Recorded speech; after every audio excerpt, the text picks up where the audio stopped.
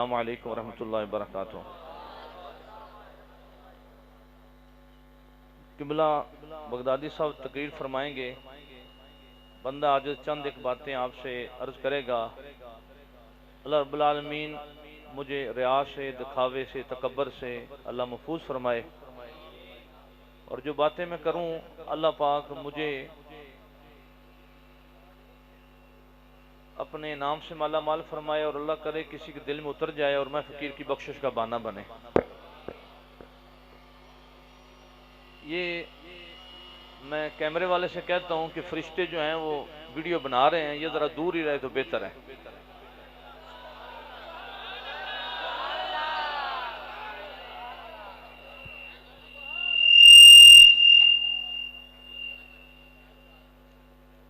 آج دکھاوا اتنا زیادہ ہو گیا کہ وہ مسجد نبوی جہاں پہ جنید بغدادی جیسی ہستیاں اپنا سانس اوپر نہیں لیتی تھیں، اور وہ امام احمد رضا خان فاضل بریلوی رحمۃ اللہ علیہ جہاں پہ جا کے کہتے تھے کہ احمد رضا تو کس جگہ پہ آ گئے ہیں، یہ پاؤں لگانے والی جگہ نہیں، یہ تو سر لگانے والی جگہ ہے۔ وہ جگہ جہاں پہ حضرت میاں محمد بخش صاحب رحمۃ اللہ علیہ جب جانے لگے تو ان کے مریدوں نے کہا آپ کے اشعار سنائے، اور جب شعر سنے تو آپ پہ رکت طاری ہو گئی۔ تو مریدوں نے کہا کہ حضرت آپ جو کفیت ہے آپ جا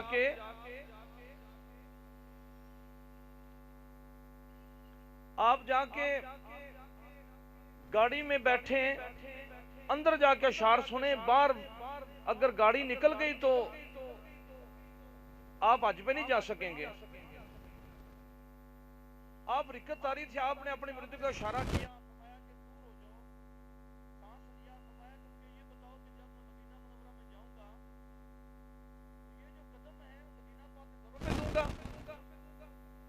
تو انہوں نے کہا جی بالکل، یہ تو قدم پھر لگانے پڑیں گے۔ فرمایا کہ میں وہاں پہ نہیں جاؤں گا، اس لیے کہ وہ جو ذرے ہیں مجھے قرآن کے اوراق کی طرح نظر آتے ہیں۔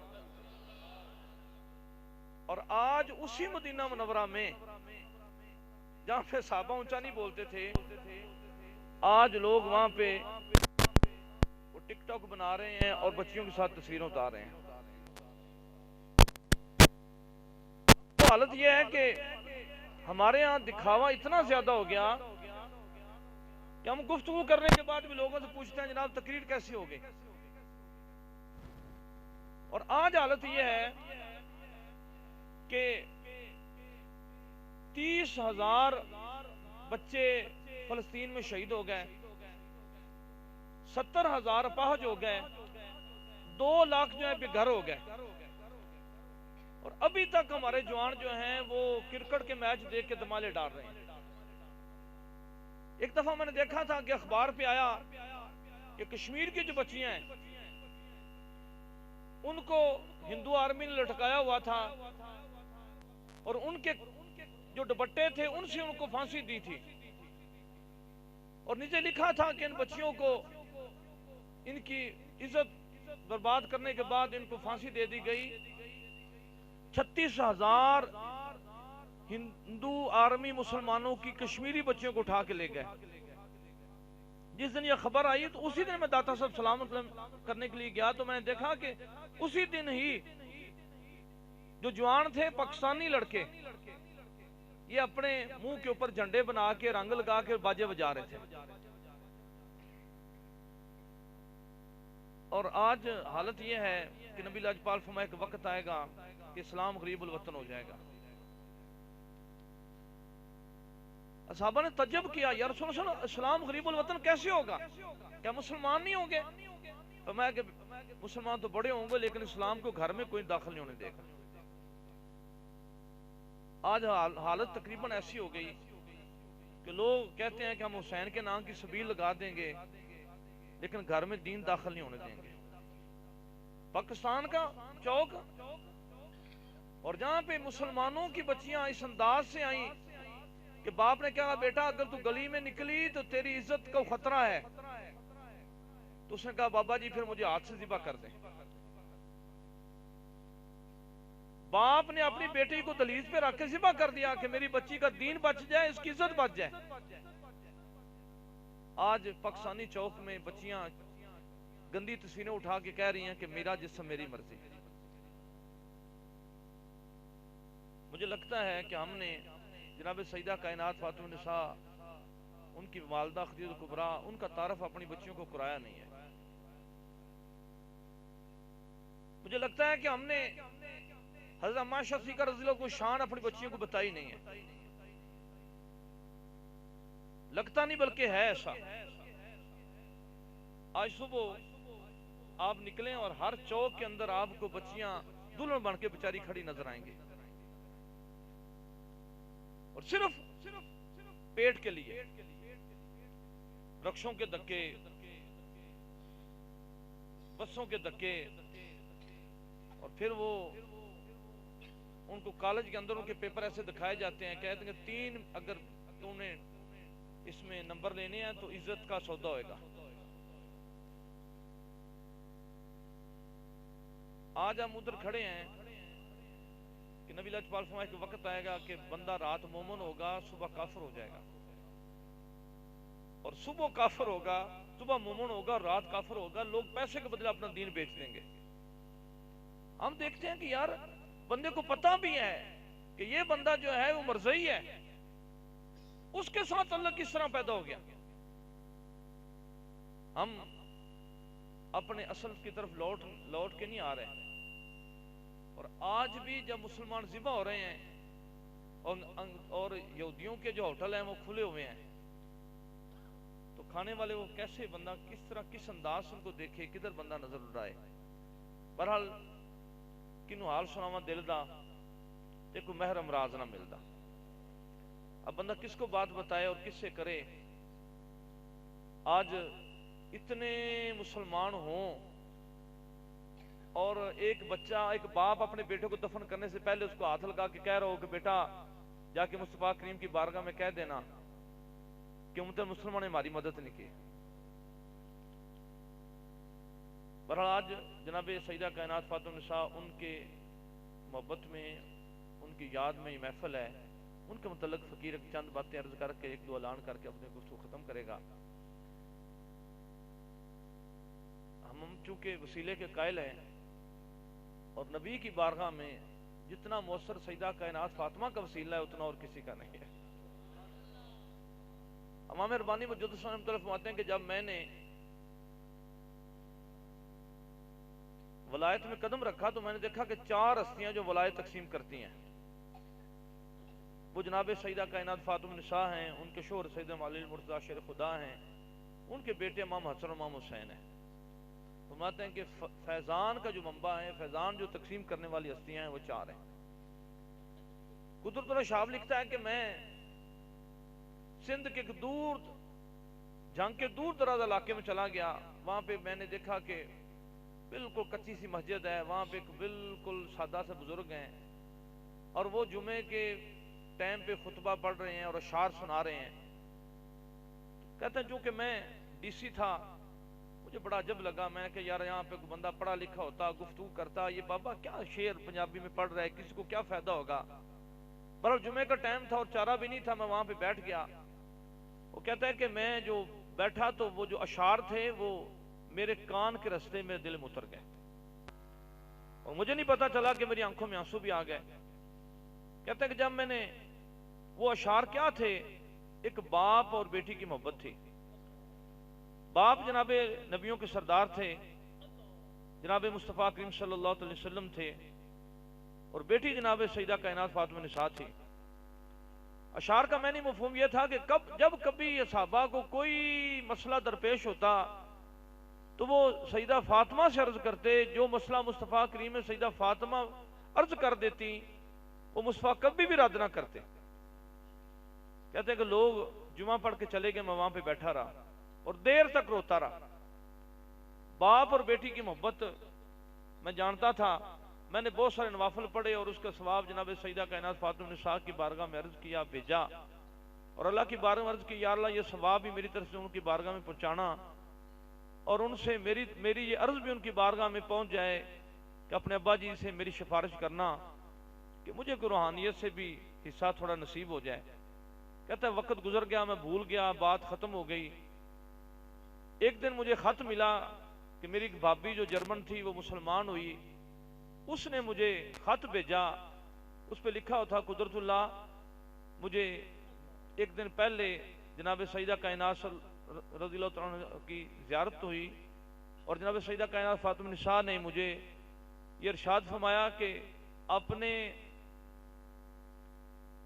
دیور سے کہہ دینا کہ تیری عرضی ہم نے نبی مصطفیٰ کریم کی بارگاہ میں پیش کر دی ہے. کہتا ہے کہ میں حیرت میں ڈوب گیا اور میں سوچا کہ کہاں میری اوقات اور کہاں اتنی بڑی بارگاہ. اور کہتے ہیں کہ میں بڑا اس معاملے میں اپنے آپ کو دیکھوں اور سوچوں کہ کب کس طرح وہ لمحات، اور میں جب اتنی عظیم بیٹی اتنے عظیم باپ کی بارگاہ میں میری میں فقیر کی گفتگو. کہتے ہیں بس اس کے بعد مجھے اس سے حصہ نصیب ہوا. آج بھی ہمارے بعض گھروں میں یہ رواج ہے، یہ ان کے پاس دولت ہے کہ جب بھی ابھی کوئی ان کو مشکل آتی ہے یا کوئی ان کو مسئلہ ہوتا ہے تو اللہ کی بارگاہ میں، نبی لاجپال کی بارگاہ میں جناب سیدہ کائنات کا وسیلہ پیش کرتے ہیں. اور کبھی ایسا نہیں ہوا کہ ان کا وسیلہ پیش کیا وہ رد نہ ہو جائے. گفتگو میری ختم ہو گئی. اب 3 میں نے اعلان کرنے ہیں. پہلا اعلان یہ ہے کہ ہے کوئی بچہ جو بندہ کو کہے میں سیدہ کائنات ان کے قدموں کی دھول کا صدقہ اپنی بچی کو دین کا علم پڑھاؤں گا.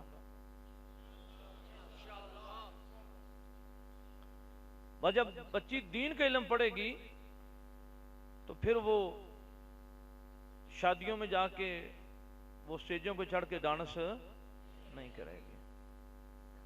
اور جب بچی دین کا پڑھے گی تو پھر انشاءاللہ اس کے بطن سے جو ہے وہ محمد بن قاسم پیدا ہوں گے، وہ سلطان صلاح الدین ایوبی پیدا ہوں گے، وہ قطب بن بختیار کاکی پیدا ہوں گے، وہ حضرت بابا فرید گنج شکر مسعود ہستیاں پیدا ہوں گی. وہاں پہ پھر بابا جی خادم حسین رضوی جیسی ہستیاں پیدا ہوں گی. وہاں پہ پھر اللہ کے ولی پیدا ہوں گے. جب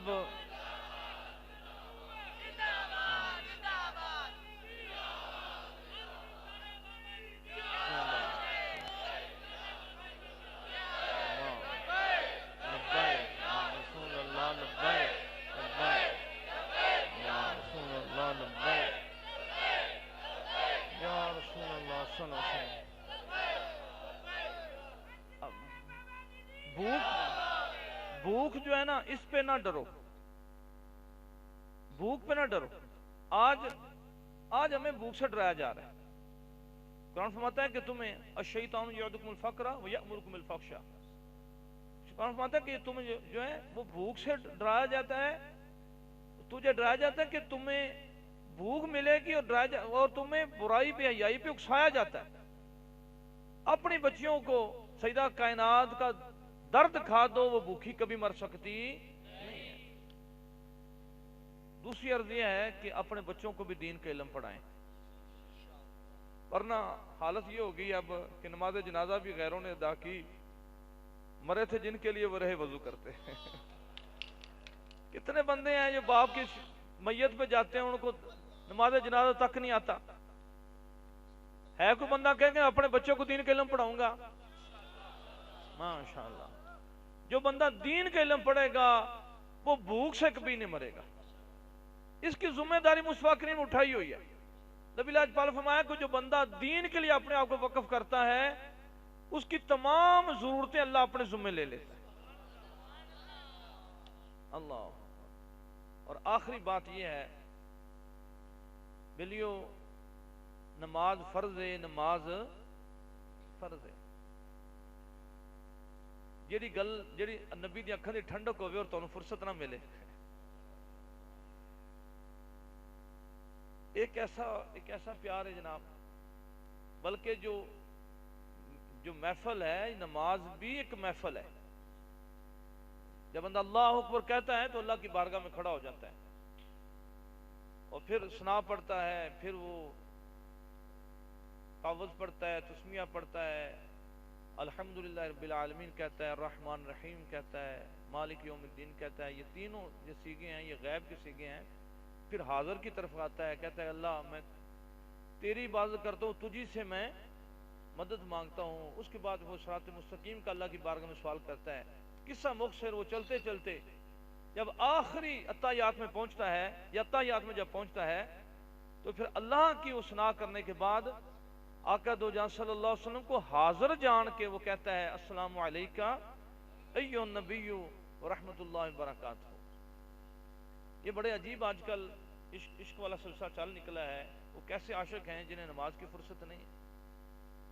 اور بڑی عجیب بات ہے کہ ہماری مسجدیں جو ہیں وہ غیر آباد ہو گئیں، ہماری مسجدوں کی رونقیں ختم ہو گئیں. اور آج بھی ان حالات میں بھی لوگ جو ہیں وہ کرکٹ کے میچ کے لیے اپنے منہ کے اوپر جھنڈے بنا کے تو وہ باجے بجا رہے ہیں. اور یہ ایک بندے نے بڑی پیاری بات کی، اس نے کہا اتنا کچھ ہونے کے باوجود بھی اگر کسی کو آنکھ نہیں کھلی، 70,000 بندے پاہج کو دیکھ کے، 30,000 میتوں کو دیکھ کے، اور 2 لاکھ بندوں کو بغیر مکان کے دیکھ کے، جس کو آنکھ نہیں کھلی اس کو ہماری تقریر آنکھ کیا کھلائیں گے؟ ہماری تقریر کو اس کو کیا فائدہ ہوگا؟ بہرحال یہ ہمارا حق ہے کہ ہم اعلان کرتے رہیں. اللہ پاک فلسطین کی دھرتی کا صدقہ، مدینہ المنورہ کا صدقہ، اللہ پاک مسلمانوں کو فتح عطا فرمائے اور غیرت ایمانی سے مالا مال فرمائے. جزاکم اللہ فی الدارین، جزاکم اللہ احسن جزا. السلام علیکم ورحمۃ اللہ وبرکاتہ.